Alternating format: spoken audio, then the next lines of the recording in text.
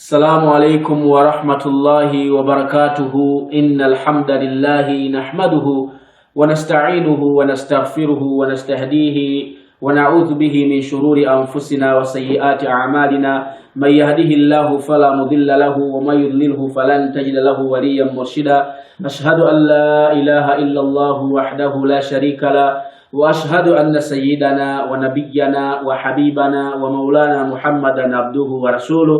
أما بعد. ولمكزكما الله سبحانه وتعالى تميامك الله تبارك وتعالى دكفنا زبينو تمك محمد صلى الله عليه وسلم likafika siku la kiyama timpenda Allah tabaraka wa taala akati kumanise naye okondwa watu mtumiki Muhammadin sallallahu alayhi wasallam.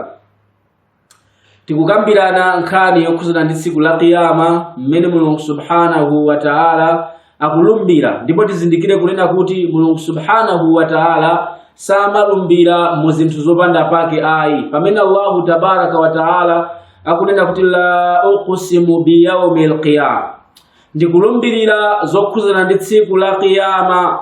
Allah tabaraka wa taala amene ndikulumbirira zokuzana ndi tsiku la kiyama. Munthu akuyenera kuti aope tsiku la kiyama, munthu akonzekere tsiku la kiyama, munthu akonze nkhope yokaonesa pamaso pa Allah tsiku la kiyama, munthu akonze malo amene akaime tsiku la kiyama, munthu akonze chimene chikampangise kuti akapeze zakudya tsiku la kiyama.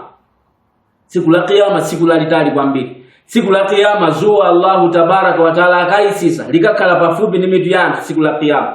Siku la kiyama Allah tabaraka wa taala akunena kuti yawma tubaddalu al-ardu ghayra al-ardi was-samawati wa barazu lillahi al-wahid al-qahhar. Ndi tsiku limene Allah tabaraka wa taala akasinthe dziko lapansi osakhala ngati dziko limene inu ndine tinkalidziwa, limene tinkalimapo, limene tinkamangapo manyumba, limene tinkapangirapo zinthu zosalongosoka. Allah akasintha dziko lapansi kulisinthiratu.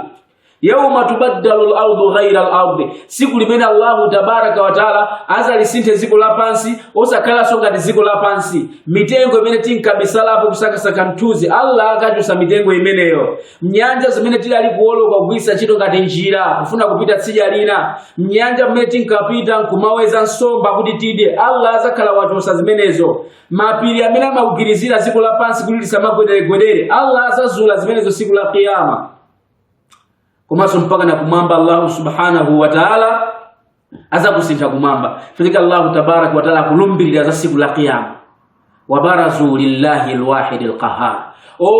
Zolengedwa zonse za Allah zikaonekera mukoti ya Allah tabarak wa ta'ala mmozi wa ukali kwambiri, Mulungu subhanahu wa ta'ala. Ndipo pamene Allah tabaraka wa taala akulumbira kuti la uqsimu bi yawmil qiyama, ndikulumbirira za siku la kiyama. Imeneyo ndi warning, limeneyo ndi chenjezo kwa iwe ndine olemekezeka mwa Allah kuti tikonzekere tsiku la kiyama, titenge nkhope yokaonesa pamaso pa Allah tsiku la kiyama, titenge ibada imene tikamuonesa Allah tabaraka wa taala tsiku la kiyama. Allah subhanahu wa ta'ala salumbira muzinthu zopanda pake. Akufotokoza mu Qur'ani yolemekezeka kuti yawma tarawunaha tadhharu kullu murdi'atin amma arda'at wa tadau kullu dhati hamlin hamlaha wa tara an-nasa sukara wa ma hum bisukara walakinna adhab Allahi shadid. Siku limene kiyama izafike onse amene akuyambisa azataya nawo makanda azawataya chifukwa cha kuopya kwa siku la kiyama.